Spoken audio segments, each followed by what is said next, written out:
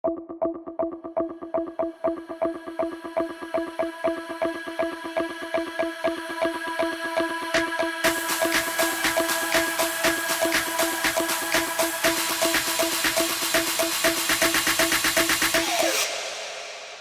տապանում հյուրընկալել եմ Հելսինկյան քաղաքացիական ասամբլեայի Վանաձորի գրասենյակի ղեկավար, իրավապաշտպան Արթուր Սաքունցին։ Պարոն Սաքուն, շնորհակալ եմ հրավերն ընդունելու համար։ Շնորհակալ եմ, ողջույններս։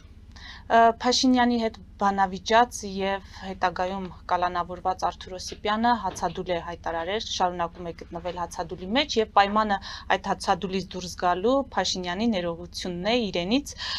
որպես իրավապաշտպան ձեր գնահատականը ո՞րն է ընդհանուր կատարվածին, նրան պատկան մարմինները կալանավորել են խուլիգանություն կատարելու այդ մեղադրանքով, իսկ ընդդիմադիր շրջանակները համարում են, որ նա քաղբանտարկյալ է եւ արդյոք սպասել, որ Փաշինյանը ներողություն կխնդրի։ Եկեք արձանագրենք, որ այն միջադեպը, որը մենք բոլորս տեսել ենք, ինքը խուլիգանություն որպես արարք որակել շատ դժվար է, եթե չասեմ ուղղակի նման հիմքեր չկար եւ մենք հրապարակավ բազմիցս ասել ենք, որ Արթուր Օսիպյանի նկատմամբ իրավապահ մարմինների գործողությունները իրավաչափ չեն եւ նաեւ համաչափ չի նրա նկատմամբ խափանման միջոցի կիրառումը, եթե նույնիսկ ինչ որ կասկածներ կար, որ կամ չգիտեմ, եթե ամբողջական միջադեպի հետ կապված քրեական հոդված կիրառվեր, ապա անգամ այդ դեպքում դա այդ դեպքը չէ, երբ որ պետք է կալանքը որպես խափանման միջոց կիրառվեր։ Առնվազն գոնե ստորագրություն չհեռանալու մասին կամ տնային կալանք կիրառելու, եւ մտահոգիչ չէ այն, որ դա իրապես քաղաքական բանավեճի հետ կապված տիրույթում է գտնվում։ Եթե բանավեճը գտնում են, որ անցել է ուրեմն այն սահմանները, որոնք արդեն քրեով են հետապնդել, նույնից եմ կրկնում, դա միանշանակ համաչափ չէ խափանման միջոցի կիրառումը եւ պետք է անհապաղ Արթուր Օսիպյանը ազատ արձակվի։ Ինչ վերաբերում է ներողություն խնդրելուն, ապա դրան հասնելու համար կա նաեւ այլ ճանապարհ։ Դա առնվազն դատական process-ն է, քաղաքացիական դատարանում հայց ներկայացնելու ճանապարհով, բայց առաջին նախ դրան հասնելու համար ոչ թե պետքա գնալ հացադուլի հայտարարման ճանապարհով, դա իրավական չի եւ դա արդյունավետ չի, այլ պետք է պատշաճ հիմնավորմամբ հայց ներկայացվի քաղաքացիական դատարան, ընդհանուր ներողություն խնդրելու, ինչ որ կամ դրա հիմնավորումները ներկայացնեն, այնպես որ ես հասկանում եմ կոնտեքստը, ինչ վերաբերում է, որ դա քաղաքական հետապնդում է, գիտեք, քաղաքական նպատակահարմարությամբ չի, դա ուղղակի նույնիսկ եմ կրկնում իրավապահ մարմինների ոչ պրոֆեսիոնալ մոտեցումն է եւ դատարական տվյալ դեպքում նաեւ դատարանի։ Ես այդպեսին եմ գնահատականը։ Փաշինյանը ով անցել է այդպիսի process-ների միջով ենթադրելի է, չէ՞, որ հասկանում է, որ իրավապահ համակարգը ոչ համաչափ միջոց է կիրառել եւ այստեղ եթե նա համաձայնում է դրա հետ, այսինքն մենք չենք տեսնում ամեն դեպքում անհամաձայնություն Օսիպյանի կալանավորման հետ, սա ինչ է նշանակում։ Նրանք պատժում են։ Ես նույնիսկ եմ կրկնում իրավապահ համակարգը կոնկրետ, որոնք այսինքն իրավապահ համակարգ ասած քննչական մարմին է, չէ՞, եւ դատական համակարգ։ Տվյալ դեպքում բացարձակապես ոչ համաչափ եւ ոչ իրավաչափ մոտեցում են ցուցաբերել, ավելին ասեմ, որ մենք այս հարցը պատրաստում ենք ներկայացնել լայն միջազգայնացյաններ, գործընկեր կազմակերպությունների հետ, մասնավորապես Եվրոպայի խորհրդի մարդու իրավունքների հանձնակատարին ենք անպայման բարձրացնելու, որովհետեւ ըստ էության դա տեղի ունի թեկուս ամենասուր ձևով քաղաքական բանավեճ։ Եվ նախընտրական հանդիպման ժամանակ, որ նա Արթուր Օսիպյանի գործողությունը, որը կարող է որակել որպես խուլիգանություն, չեմ տեսնում ես։ Շատ լավ։ Պարոն Սաքուն, Հայաստանում նախընտրական շրջան է, այս ֆոնին ռուսական կողմի սպառնալիքները այլևս զուտ քարոզչա տեղեկատվական չեն, այլև մենք տեսնում ենք դրա դրսևորումը տնտեսական պատժամիջոցների ձևով։ Այս սպառնալիքներին հատկանշական է, որ Բաքվի բանտից միացել է նաև Ռուբեն Վարդանյանը, նա հայտարարել է, որ մեզ փորձում են կռվածնել ընտրություն կատարել Ռուսաստանի եւ Եվրոպայի միջև, այն դեպքում, որ մենք այս գործընթացում կհայտնվենք երրորդ ուժի ազդեցության տակ, իսկ այդ երրորդ ուժը թուրք-ադրբեջանական տանդեմն է եւ մեր վերջնական ճակատագիրը լինելու է վիլայեթի կարգավիճակը, հասկանալի է, որ այս սպառնալիքները, այս պատժամիջոցները առաջին հերթին նպատակ ունեն ազդելու հայ ընտրողի կողմնորոշման վրա։ Հիմա մեր խնդիրն է նաև այս հարցազրույցներով օգնելու, որպեսզի հայ ընտրողը դիմադրի այդ սպառնալիքներին, չտրվի այդ սադրանքներին, ինչպես հիմնավորել, որպեսզի մարդը չվախենա ոչ միայն հայտարարություններից, այլև հենց կոնկրետ գործողություններից, որոնք մենք տեսնում ենք։ Տեսեք, ձեր նախորդ հարցը եւ այս երկրորդ հարցը տրամաբանորեն մեկը մյուսի հետ ինչ կապ ունեն։ Մենք գտնում ենք ընտրական գործընթացում, որը ունի լուրջ մարտահրավերներ։ Մարտահրավերների մի խումբը վերաբերում է պետական մարմինների օրենքի ուժով կամ օրինական դաշտում գործելու անհրաժեշտության հետ։ Այսինքն, որպեսզի կարողանանք մենք թե ներքին եւ թե արտաքին մարտահրավերները դիմագրավենք, շատ կարեւոր է պետական մարմինների բացառիկ օրինական գործունեությունը։ Որտեղ մեկը մյուսին, եթե բազմապատվում են, ապա ինքը ուղղված է լինում ընտրական ինստիտուտի ընդհանրապես նկատմամբ հանրային վստահության դեմ։ Կնվազի, որտեղ դուս ա գալիս, որ նման միջադեպերը, ասենք թե հանգեցնում են, որ ընտրության ինստիտուտը Հայաստանում, այսինքն կփորձեն այդպիսի տպավորություն ստեղծել, թեկուզ մի դեպքով, եւ դրա համար են ամեն կերպ այսպես կոչված ընդդիմադիրները ամեն մի կոնկրետ փաստ, հա, փորձում այդ շահարկումներ տալ կամ նման ուռճացված գնահատականներ տալ։ Սա որպեսզի ելակետային ընդունենք։ Եվ այդ սպառնալիքները ակնհայտ է, որ Կրեմլը շարունակաբար փորձում է իր ունեցած գործիքներով, որոնք ձևավորվել են Հայաստանի անկախությունից հետո, նկատի ունեմ էներգետիկ, որի մասին արդեն տեսանք գազի մատակարարման պայմանագիրն են փորձում չեղարկել,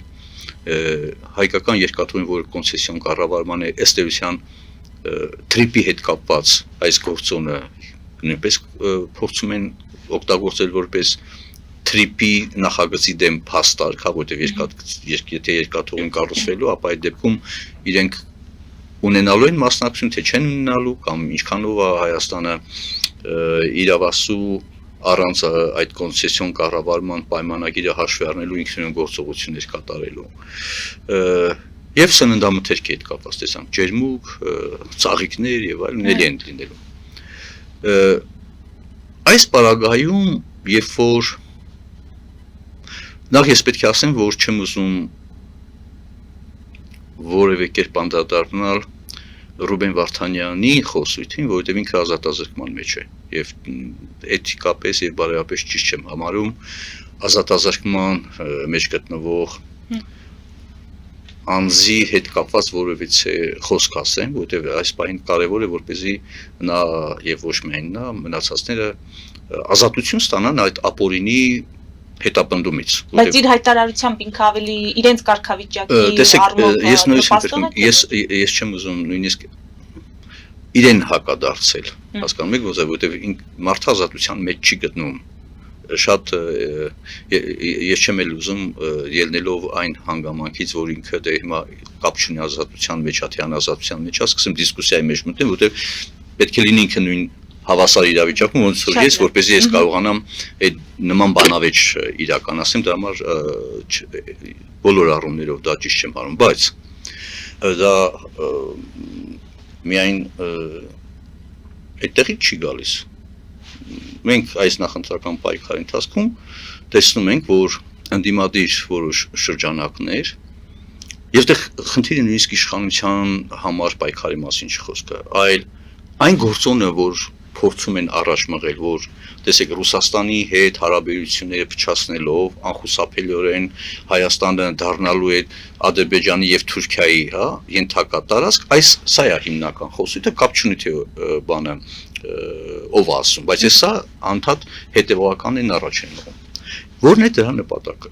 Իհարկե միանշանակ Ռուսաստանի գերակայությունը Հայաստանում պահպանելը։ Երբ որ դու մտածում ես այլընտրանք, որ Ռուսաստանի գերակայությունը Հայաստանում կամ Ռուսաստանից Հայաստանի կախվածությունը պահպանելու չկա այլ տարբերակ, քան ուրեմն կախվածությունը Թուրքիայից ու Ադրբեջանից, բնականաբար անխուսափելիորեն տրամաբանորեն դա հանդիսանում է Ռուսաստանից Հայաստանի կախվածության պահպանմանը։ Ոչ մեկ չի ասում, որ Ռուսաստանից կախվածությունից ազատվելով, Հայաստանը մերձենում է եւ ինտեգրում է Եվրոմիության հետ, որի անդամ չէ ոչ Թուրքիան եւ որի անդամ չէ ոչ էլ Ադրբեջանը, ավելին Թուրքիան տարիներ շարունակ փորձում է Եվրոմիության անդամակցել, բայց Եվրոմիությունը չի ընդունում Թուրքիային տարբեր հարցերով։ Նույն Ադրբեջանը, այո, կա համագործակցություն էներգետիկ եւ այլն, բայց Ադրբեջանի եւ Եվրոմիության համագործակցությունը դրանք զուտ պրագմատիկ, ասենք թե նկատի ունեմ էներգետիկը, ուրիշ որևէ բան չկա, միաժամանակ հիշենք, որ նույն Եվրոմիությունը բազմաթիվ բանաձևեր ունի եւ հենց Երևանում էլ գագաթաժողովի ժամանակ հստակ արտահայտեց իր դիրքորոշումը Լեռնային Ղարաբաղի բռնի էթնիկ զտման մասին եւ վերադարձի իրավունքի ճանաչման մասին։ Ու զարմանալու են այդ անտեսում են, մոռանալով որ նման մոտեցում գնահատում չկա այդ նույն Ռուսաստանի կողմից, որի կախվածության համար այդպես ուրեմն ամեն ջան գործադրում են կամ Ռուսաստանից Հայաստանի կախվածություն ամեն կերպով ուրեմն փորձում են պահպանել։ Հիմա տնտեսավարողների կամ տնտեսական հարաբերություններ կա։ Այո, Հայաստանի տնտեսությունը ցավալիորեն երկար տարիների ընթացքում անկախությունից հետո ձևավորվել է այնպես, որ մեծապես կախված է Ռուսաստանից։ Գազի մատակարարումը։ Ոչ մեկ չի ասում, գիտեք ինչն է հետաքրքիր, Ռուսաստանից Հայաստանի կախվածության դեմ հանդես եկողների, կամ ավելի ճիշտ պաշտպանողների, ովքեր են այդ պաշտպանողները։ Նրանք ովքեր այդ կախվածությունը ձևավորել են։ Բնական է։ Այսինքն ովքեր որ այդ կախվածությունը ձևավորել, իրանք էլ այդ կախվածության պաշտպանողներն են։ Բայց իրենք չեն անդրադառնում, իսկ ինչու այդ կախվածությունը ձևավորել, ինչի գույք պարտքի դիմացը իրականացվեց։ Ինչու այնպիսի պայմանագիր կնքեցիք Ռուսաստանի հետ, որ առանց Գազպրոմի համաձայնության Հայաստանը երրորդ այլ երկրից ինքնուրույն գազ չի կարող վերցնել։ Ինչու Հայաստանում ռուսական բազայի գործունեության ժամկետը երկարացեցիք մինչև 2049 թիվը։ Ինչու այդ հարցին պատասխանելը ո՞րն է։ Ինչու՞ է կայանում, որտեղ ինքնիշխան կամ անկախ պետության տրամաբանությունը չի ենթադրում ու հակասում է այդ տրամաբանությանը, որ դու քո ամբողջ կենսական դաշտդ կամ կենսամիջոցները կապես մեկ պետությունից, չկա այդպիսի բան։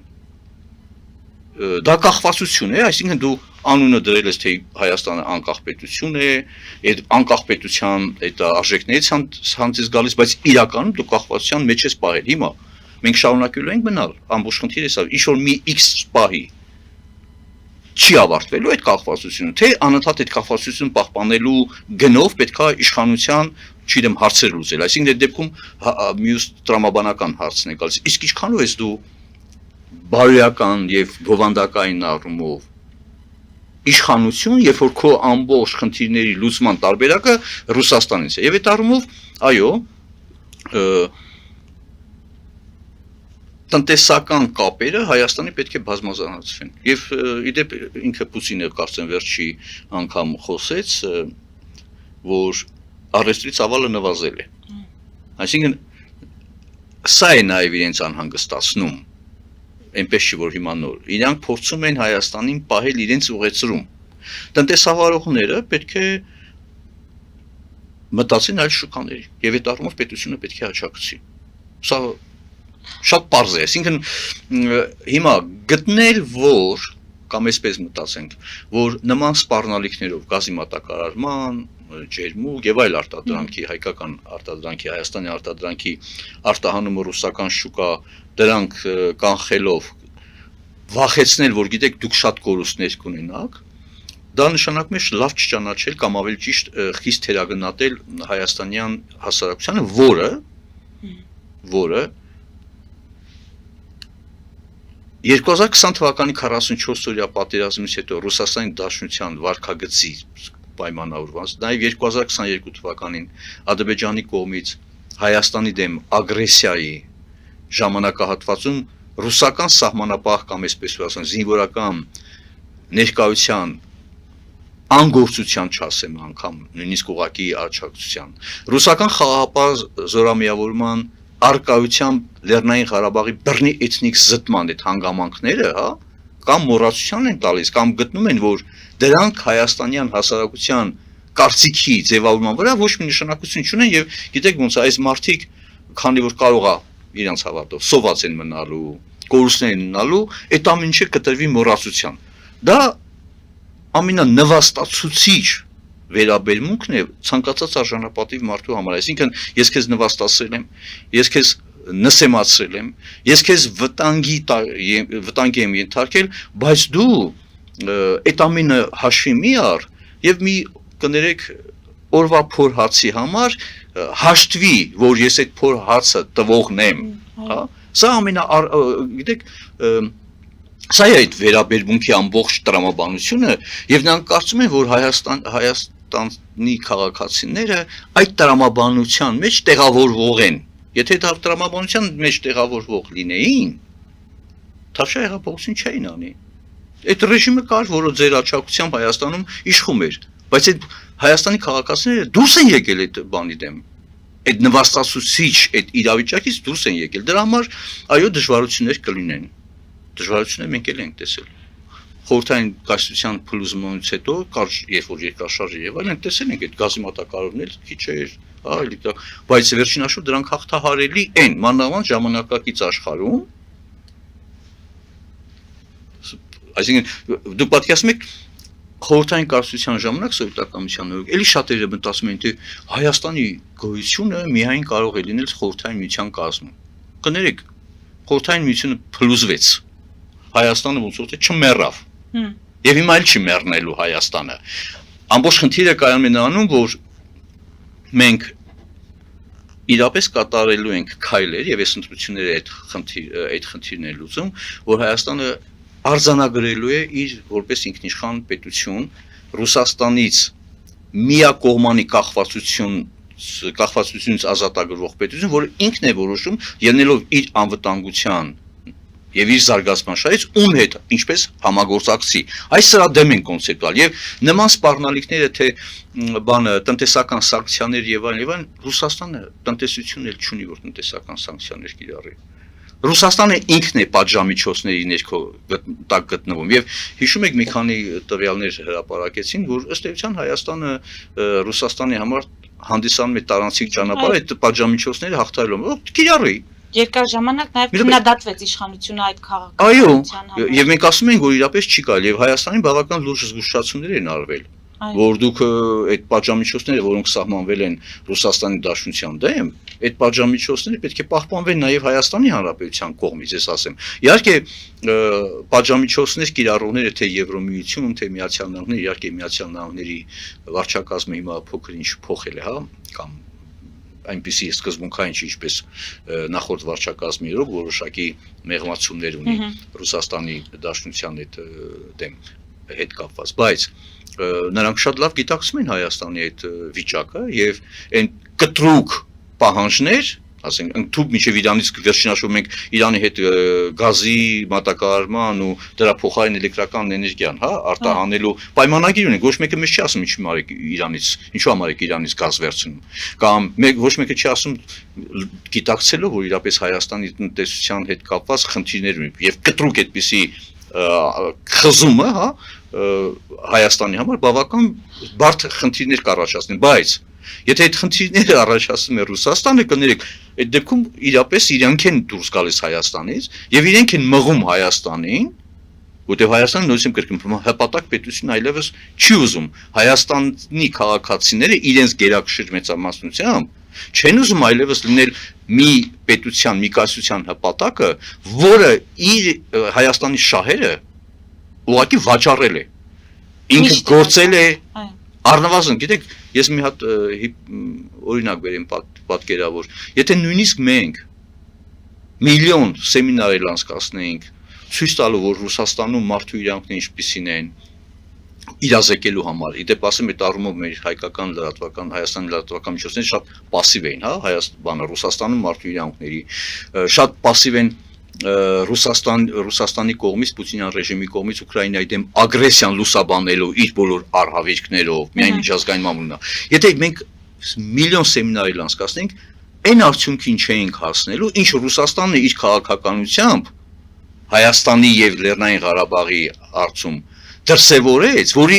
հետևանքով մարդկանց իրապես պատկերացումները, կարծիքը հստակ ձևավորվեց որպես ընդդիմադիր, որպես հակառակորդ այդ Պարոն պետությանը։ Սաքունց,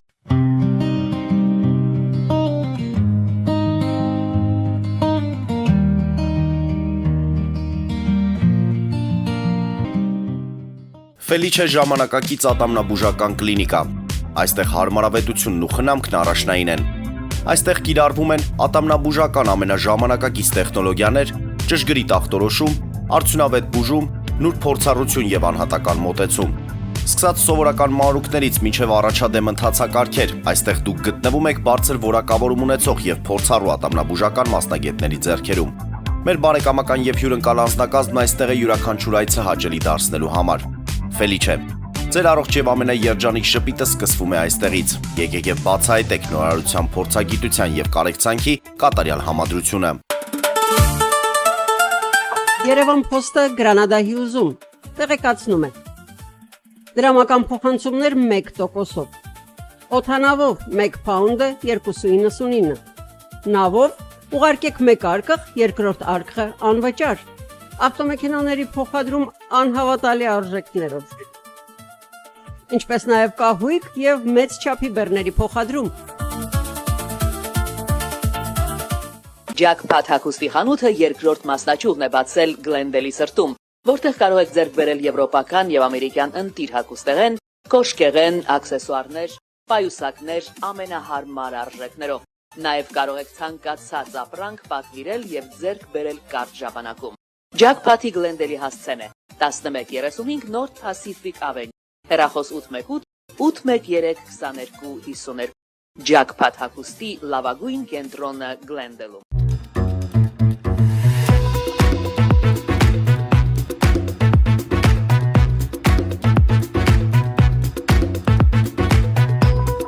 Արարատ ռեստորան, ընտանեկան եւ ընկերական ժամանցի լավագույն հասցե, սիրված արտիստներ, հյուրընկալ մթնոլորտ, հարուստ ճաշացան, անմահական խորտիկներ, Արարատ ռեստորան, հասցեն անփոփոխ, սիրով սպասում ենք ձեզ։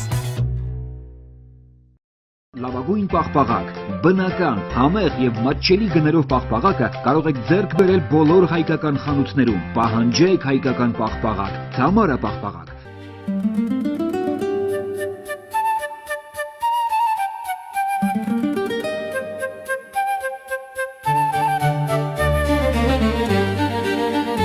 Նոյան տապան տպարան,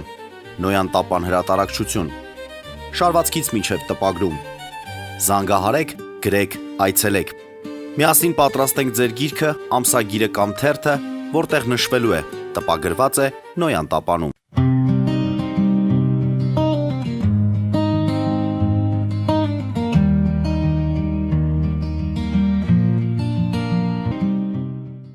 Արդյոք Ռուսաստանը գործի է դրել ողջ գործիքակազմը եւ այստեղ մտահոգություններ կան, որ ահաբեկչության այդ սցենարը կարող է աշխատել։ Հոկտեմբերի 27-ն են հիշում, մտահոգություններ ունեն։ Չէ, չի կարող, չէ, եկեք sense ասեմ։ Կան ռիսկեր, այո կան։ Ընդհանուր միջև ահաբեկչական գործողություն։ Կարող է, որտեվ վերջին հաշվով մենք տեսել ենք, թե ԳՌՈ ՖՍԲ այդ գործակալները այլ պետություններում ինչ գործողություններ են կատարել, սկսած նավիճոկ, սկսած ուրեմն հրկիզումներ, սկսած հարձակումներ, ուրեմն ահաբեկչական գործողություններ հրապարակային վայրերում եւ այլն։ Կարող են, մանավանդ որ այստեղ կա ռուսական բազա, կա ռուսական ռազմական ներկայություն եւ բավական լայն ագենտուրային ցանց։ Դա միանշանակ ուղղակի այստեղ խնդիրը ես ամեն անգամ, երբ որ դրա մասին խոսում են իշխանության ներկայացուցիչները, բայց կներեք, մենք շուտվանից էինք ասում, որ այդ լրտեսական ցանցը կա, որ 30 տարվա ընթացքում կամ 35 Հայաստանում ռուսական ԳՌՈ-ի որևէ ագենտ կամ ՖՍԲ ագենտ այդպես էլ չեք բանում։ Ինչը դրանք գիտեք, կա այնպիսի պատկերացում, որ եթե Ռուսաստանի Դաշնության դու հայտնում ես ինչ որ Հայաստանի անվտանգության վերաբերյալ տեղեկություններ, գաղտնի տեղեկություններ, ապա դա նորմալ է, որտեղ իրանք մի անվտանգային համակարգի շրջանակում են, չէ՞, այսինքն դա բանը, ինչպես քո մարմինների հետ կամագործես տարբերություն բանը ԱԱՍ-ի հետ համագործակցեն, թե ընդհանրենք ՖՍԲ-ի կամ որը երկար ժամանակ նույն իշխանության ներկայացուցիչները որակում են ԿԳԲ-ն վաղուց չկա, կա ՖՍԲ, ուղիղ պետք է ասել, այո ՖՍԲ-ի ագենտուրա, ԳՌՕ-ի ագենտուրա, ՍԵՎԵՐ, служба внешней разведки, դրանց ագենտուրան։ Դուք ինչի ժամանակին, որ մենք ասում ենք լյուստրացիա արեք։ Լյուստրացիան ոչ մի է վերաբերվում միայն այդտեղ, լյուստրացիան ընդհանրապես է վերաբերվում այն մարդիկ, որոնք համագործակցել են օտար պետությունների հետախուզական ծառայությունների հետ, դրանց վերաբերյալ պետք է հստակ օրենք ընդունվի, տեսեք, հիշում եք այս բանը հա դա ինչ ա եղել, ոչ մեկ այդտեղ նույնիսկ հայաստանյան քաղաքական այսպես կոչված դաշտի սուբյեկտները դրանից շոկի մեջ չեն, հա ինչ ա եղել էլի, բան ա էլի, համագործակցել ա, ինքնին խոսքը նույնիսկ գաղտնի տեղեկությունների մասին չի խոսքը համագործակցության մասին է, այդ ինչ համագործակցություն է, որը բխում է քո պետության անվտանգության շահերից։ Թևանյանի դեպքն եք ասում։ Ոչ միայն։ Ոչ միայն։ Ախր Թևանյանին են վերջինն է, բայց միջև այդ նույն The Insider-ը հրապարակել էր մի ամբողջ հոդված մի քանի տարի առաջ, ես այդ ընդ որում The Insider-ը ես պարբերաբար իմ անձնական էջում հղումներ եմ կատարում, առանձին հոդվածներ, որոնք վերաբերում են թե Ռուսաստանի Դաշնությունում եւ թե այլ պետություն, եւ նաեւ այդտեղ կար մի հատ հոդված, որը վերաբերում էր ՖՍԲ-ի գործունեությանը հետխորհրդային տարածաշրջանում։ Եվ այդ բարադա տերմինը այդտեղից է գալիս, հա, եւ կար այն դեպարտամենտի անվանումը, որը զբաղվում էր Հայաստանով։ Եվ այդտեղ որակվում էր Հայաստանի ազգային անվտանգության ծառայությունը ՖՍԲ-ի որպես ջոկատ։ Այդպես էր որակվում, այդ նորեկ բանանում Insider-ի վերջի հրապարակումը տեսնում, բայց դրանից առաջ այդ հրապարակում քանի տարի առաջ էր, ինչի՞ չէիք ուշադրություն դարձնում։ Այդ իդեպ այդ հրապարակումը հիմա էլ կա, եւ ես այն ժամանակ էլ եմ իմ բանում որտեղ ուրիշ կներեք լրատվական միջոցները չէին արտատուփում դրանց վերաբերյալ, ասես թե հա ինչ ա եղել, բանա հակառուսական աղբյուրներից փորձում են սեպ խրել հայ-ռուսական բարեկամության։ Երբ որ մենք խոսում ենք ռուսական բազայի կողմից մարդու իրավունքների խախտումների մասին Հայաստանի Հանրապետությունում, որը 17 թվականին կարծեմ հրապարակեցինք, Ռուսաստանի Դաշնության դեսպանությունը հրապարակում է, որ կան որոշ կազմակերպություններ, որոնք խաթարում են հայ-ռուսական բարեկամությունը։ Այդ չէի խոսում, երբ որ Պերմյակովի դատավարությունը տեղի ունենում ռուսական բազայի տարածքում, եւ Հայաստանի Հանրապետության դատարանին բերման են ենթարկում ռուսական բազա, այդ հիմիկվա բաները այդ նորմալ էիք համարում, կամ դա փաստ չէր, որ Ռուսաստանը ինչպես է վերաբերում Հայաստանին, որ թքած ունի քո իրավական համակարգի վրա եւ ոչ թե դու Պերմյակովին ես բերման ենթարկում Հայաստանի դատարան, Հայաստանի դատարանին ես բերման ենթարկում։ Երբ որ Հայաստանի դատարանը չի կարողանում Ռազգիլձեևին ռուսական բազայից բերման ենթարկել Հայաստանի դատարան, լավ է, այս անգամը Հայաստանի դատարանը իջտեղում է Շիրակի մարզի առաջին ընդհանուր իրավասության դատարան։ Դա ոչ մեկին չէր մտահոգում, երբ որ ռուսական բազայի հրամանատը ուղղակի սևով սպիտակի վրա գրում է չեմ հանձնում վերջ։ Չեմ տալիս։ Այն դեպքում, երբ որ նույն հայ-ռուսական պայմանագրերով ինքը պարտավոր էր հանձներ եւ անձը, որը մեղադրվում է ուրեմն հանցագործություն կատարելու մեջ, պետք է գտնվի Հայաստանի իրավապահ մարմինների հսկողության ներքո։ Բայց դրա մասին չէիք մտահոգում։ Պարոն Սաքունց, ամփոփելով մի հակասություն կա, որը շարքային քաղաքացին չի կարողանում հասկանալ։ Եթե Փաշինյանի իշխանությունը իսկապես թույլատնում է ռուսական ազդեցությունը եւ վերջնական նպատակը կամ վերջնակետը լինելու է Ռուսաստանի հետ տնտեսական կապերի եթե ոչ վերջնական խզումը, ապա էական խզումը, ապա ձեր ասած այդ նավիճոկի դեպքը Փաշինյանը ասում են ազատ գնում է առանց անվտանգության նախապես փորձելու այդ ուտեսները շատ հանգիստ տարբեր բնակավայրերում այդպիսի